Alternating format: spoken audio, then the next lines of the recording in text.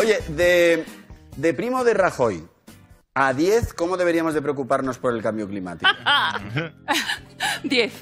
De nada a todo, por ejemplo, Es que, en algo cercano. O sea, si seguimos así, la costa del Mediterráneo, dentro de 30 años, ¿qué pasará? Si seguimos así, el 80% del territorio español,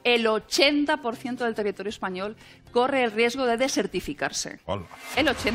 Esos son datos, es así, es el 80%.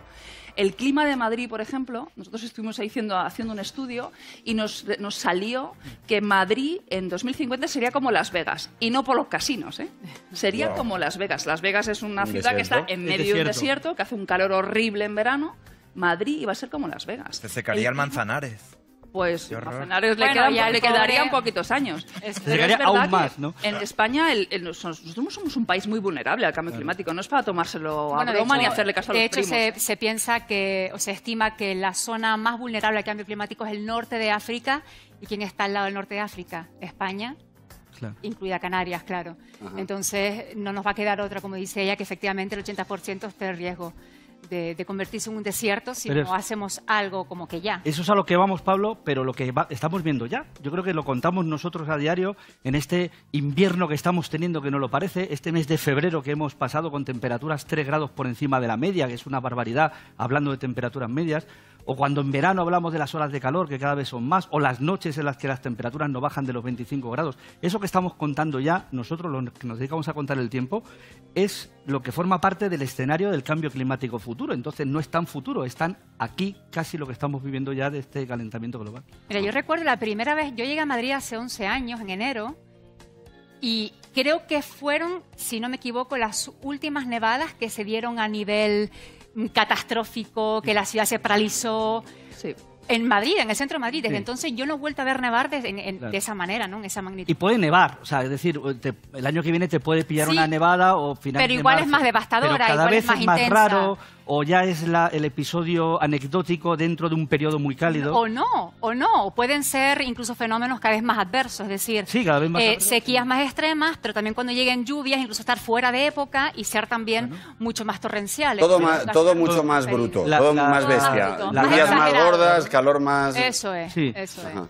Las nevadas no tienen por qué ser más extremas en sí, pero sí pueden aparecer, que mucha gente se cree que en el calentamiento global desaparece de golpe el invierno y desaparecen las nevadas. Y esas sí que van a seguir teniendo, pero mucho más espaciadas. El calor es lo más obvio, que eso vamos a ir, como decía Mónica además, a un clima, por su repercusión, mucho más seco y desértico, y luego los fenómenos extremos de las lluvias en el Mediterráneo, y eso tú lo decías, y nos interesa, y lo hemos vivido. Danas, gotas frías, estábamos acostumbrados en octubre, hemos tenido una en enero, acabamos de vivirla, esas imágenes de los paseos marítimos devastados, eso que antes era normal en una época del año y forma parte de nuestro clima, ahora se va extendiendo a otras épocas del año como el invierno, que no es lo habitual. 20 de los últimos, los 20 años más cálidos desde que hay registros, es decir, desde 1880, desde la era preindustrial, han sucedido en los últimos 22-23 años. Los 20 años más cálidos en esa época. Entonces, ¿qué te hace pensar que esto va a revertirse? Irá a más, ¿no? Los millennials ya no conocen nuestros inviernos. Claro. Ya. Los nacidos a partir de los años 90, los años 2000, ya no 2000 ya, eso ya es otra historia. Claro. En fin. Pero no te preocupes, tío, que, No. se puede hacer algo. Que el mensaje Pero hay que hacerlo ya. Vamos hacia allá, sabemos que hacia eso nos encaminamos si no tomamos medidas, y precisamente los millennials y esta gente joven lo tienen mucho más claro que nosotros casi, y eso sí lo están haciendo. Y muy bien hecho, además, que lo estés haciendo. Oye,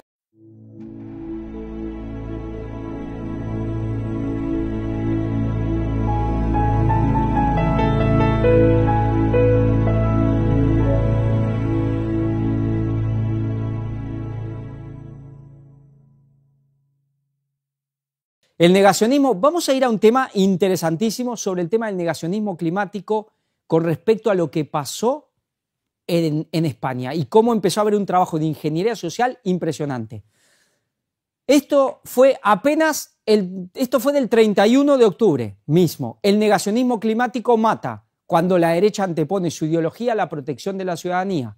Los últimos análisis determinan que la Dana, que ha dejado más de 150 fallecidos, bueno, muchos más y no se sabe el número porque no se dice cuántos han muerto, dice, en Valencia, fue más fuerte y el doble de probable debido a la emergencia climática. Y ya está, debido a la emergencia climática no se habla más, no importan los datos, no importa los estudios que se tengan que hacer, las comparaciones, no, fue cambio climático y ya está.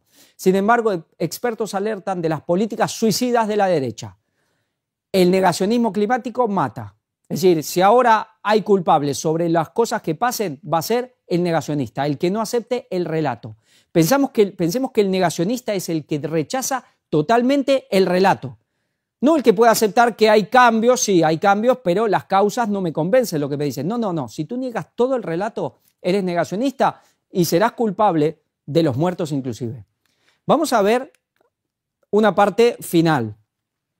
Vamos a leer la última parte.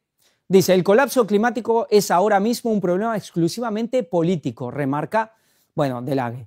La responsabilidad por los parlamentos y los actores económicos es desarrollar todas las actividades humanas dentro de los límites del planeta y de manera justa. El business as usual nos lleva a amenazar ahora mismo la supervivencia de nuestra especie. Sí, el tema del comercio, de usar y tirar, de las cosas, lo inmediato, nos lleva al peligro de nuestra propia supervivencia. Por su parte, Bordera denuncia que los políticos están legislando a golpe de talonario de las grandes empresas, que solo el beneficio a corto plazo en la el beneficio a corto plazo en la mirada. Una práctica que viene legitimada por la desinformación y los bulos. Ese es el tema, desinformación y bulos, los cuales considera absolutamente cruciales para entender el panorama actual con los servicios diezmados. Sí, los bulos. Inclusive los medios oficiales a veces un día decían una cosa, al día siguiente desde arriba les decían que tenían que decir lo contrario y luego los que seguían diciendo lo que se estaba diciendo al principio, pues eran todos bulos y desinformadores, eran ultraderecha y a apedrearlos públicamente. Es impresionante la ingeniería, el trabajo de ingeniería social que estamos viendo a nivel de medios, ya sea televisión, redes sociales, periódicos, a partir de la Dana. Es impresionante. Lo dijimos cuando lo presentamos, apenas ocurrió la Dana, de lo que se venía de trabajo de ingeniería social y de apuntar a la ultraderecha. Es decir, la ultraderecha es todo el que no acepta el relato oficial, en lo que sea, aunque después haya todo tipo de creencias y de pensamientos y de posicionamientos. Pero se empezó a atacar directamente contra la llamada ultraderecha. Hay algo que está pasando en Europa, que comentaremos. Bueno, nos sigue hablando lo mismo. Vamos a leer un par de cuestiones nada más. Dice, el negacionismo de extrema derecha es la tendencia más suicida y radical de desinformación. El negacionismo de extrema derecha, que incluye no solo tema de cambio climático, y puede ir muchísimas cosas. El negacionismo tiene que ver con cuestiones políticas, religiosas, económicas, de género, de cuestiones raciales. En todas las cuestiones de la vida hay un relato oficial y un negacionismo. Pero el negacionismo es lo más suicida y radical, lo más fanático.